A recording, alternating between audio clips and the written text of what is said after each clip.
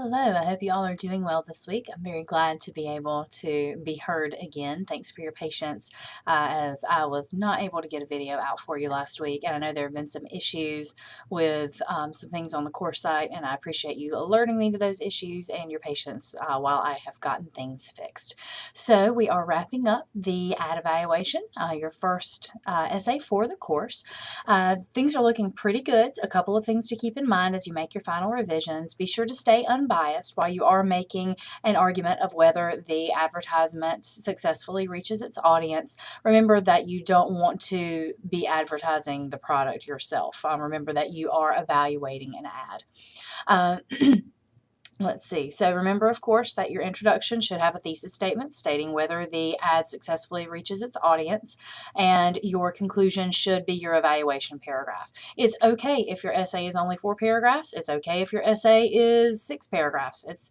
There is no law stating that your essay has to be exactly 5 paragraphs. I've asked you for at least 4, so don't stress yourself out about length here. Make sure that you have met the assignment requirements and you've done what I've asked you to do there, and you'll be in good shape. So check out the rubric. You can use it as a checklist. That's exactly what I use to grade your essay. So make sure to take advantage of that. So the next thing that we will be working on is the article evaluation. So what we're going to do is take what we've learned with our ad evaluation and apply that to scholarly writing. So what this assignment asks you to do is to find a scholarly and popular article on the same subject. Now, scholarly articles are not generally found out there on the wide open internet. So you will need to use the library's resources to help you find this. If you click on the library button on our course site, it will take you to the library's username and password for the databases for some and all that stuff. So what you can do is go to the library's website, and when you go to the front page of our library's website, which you can access at cccc.edu/library, you'll see what's called Summon. Summon is a place where you can do one search and access everything that our library has available to you online. On the left, there's a little checkbox you can click to access only things fully available online. That is, it won't just give you a citation and you have to go track it down. You can see the whole source online. And you can also check a box on the right side for peer-reviewed. Peer-reviewed is going to help you. Oh, you see Johnny Cash is peeking over my shoulder, listening in on our conversation. Peer-reviewed articles are what we want here. They have been vetted by other scholars in the field. They've been checked before publication, so we know that they are going to be typically more trustworthy. Peer-reviewed articles typically appear in scholarly journals. So you will want to make sure that you are looking at a scholarly article. So what does that mean? Peer-reviewed is a good start. Scholarly articles are typically going to be backed by research. They are going to be published in scholarly journals. They are going to typically have an abstract. They are usually going to be directed to people who are studying or are otherwise experts in that field. So they may not break down ideas and explanations the way that a popular article would. Your popular articles are the things that we find out there on the internet.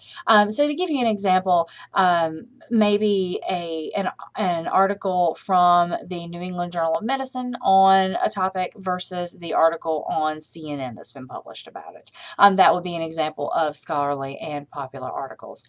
For this first essay, you're only working with the scholarly article, but I've asked you to go ahead and find the scholarly and popular articles because on the next essay you're going to be working with both of them, and you will get to build on what you do in this essay. I find that, of course, scholarly articles are a little bit harder to work with. They're a little bit harder to read. They're not the kind of thing that we first reach for when we have some light leisure reading to do. So I would ask that you find your scholarly and popular articles, and I've given you the opportunity to upload them so that I can check them out and make sure you're on the right track, because sometimes we get misled and I want to make sure that everybody's on the same page. And you have some readings about what constitutes reliable sources. Your scholarly articles are your more reliable sources. That's not to say that you can't get good information from news articles and articles on the internet, but your scholarly articles are going to be a lot more in-depth. So that said, that's what we're doing first. and then you'll be doing an evaluation of the scholarly article. You will be looking at how it reaches its audience. So you'll look, this is what we call a rhetorical analysis. You're analyzing the way that the writer gets his or her information across. Or in the case of a lot of scholarly articles, you'll be looking at an article by several authors. So you may have anywhere from 1 to 7 authors in this case. So you'll be looking at how they get their information across. And this can include the word choice they use, the way the article is organized, the kinds of support they use, how they build credibility for their audience. So these are all the kinds of things that you can look at. So what I'm going to do this week, of course, I'm going to work to get your essays back to you as quickly as I can. And once I vet your articles and see how things are going with your stage 1, then I'll come back on and I'll do another video to help you. I will also mention that in your analysis of the article, you are going to have to quote and cite from the article to back your points.